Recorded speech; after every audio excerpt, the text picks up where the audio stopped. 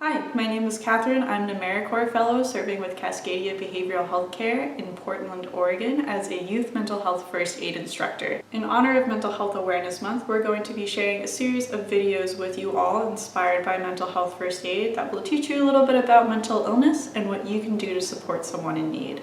This is especially important considering the times that we're living in right now. Today we're going to be focusing on destigmatizing mental illness by playing a game of true or false.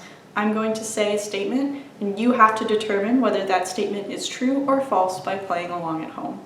Statement number 1. An estimated 1 in 5 U.S. adults experiences a mental illness. Likewise, an estimated 1 in 5 U.S. youth ages 13 to 18 experience a mental illness.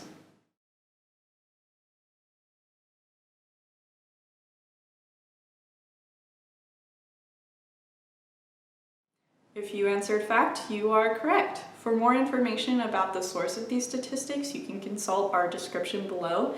It's important to note that the data for this comes from representative samples, and so it doesn't necessarily encapsulate every person or every population. There's also a lot of stigma and lack of knowledge when it comes to recognizing mental illness, so for these reasons, these numbers may be underreported. Statement number 2. People with mental illness are dangerous. True or false?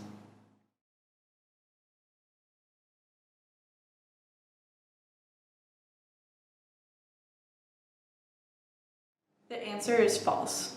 People with mental illness are much more likely to be victims of a crime than perpetrators of one. Only about 4% of all violence in the United States can be attributed to those diagnosed with mental illness. For the rest of our statements, I'm going to be talking about self-harm and suicide.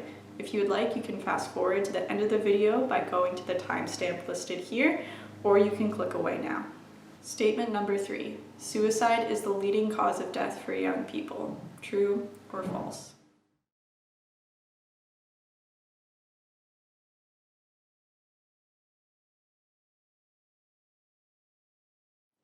The answer is true. Suicide is the second leading cause of death for young people ages 10 through 34. From 2000 to 2017, there was a 56% increase in suicides among those ages 10 to 24. Statement number 4. If you ask someone about their suicidal intentions, you will encourage that person to kill themselves. True or false?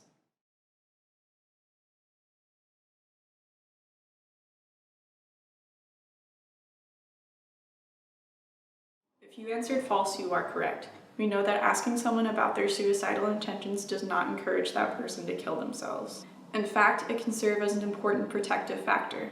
By allowing someone the space to talk about their feelings, you not only support the person in that moment, but can serve as an important connection to more ongoing care. Statement number 5. Self-harm can be a good thing.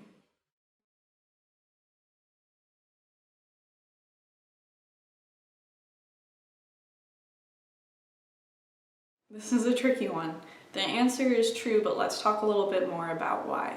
Those who self-harm often report that harming behaviors help them relieve a buildup of pressure, ground themselves, and prevent them from attempting suicide. By preventing someone from attempting suicide, self-harm can indeed be a good thing. You should never make someone feel ashamed that they self-harm because that person is doing what they can to survive.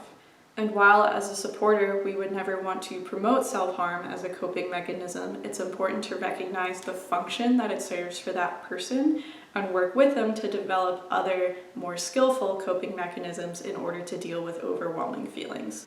Something like holding an ice cube or drawing on your arm with a pen can serve as a similar method of tactile grounding without carrying the risk of infection or lasting bodily harm. How did you do? Did anything surprise you? Again, resources for the statistics can be found in the description of this video. Thank you so much for watching, and I'll see you next time.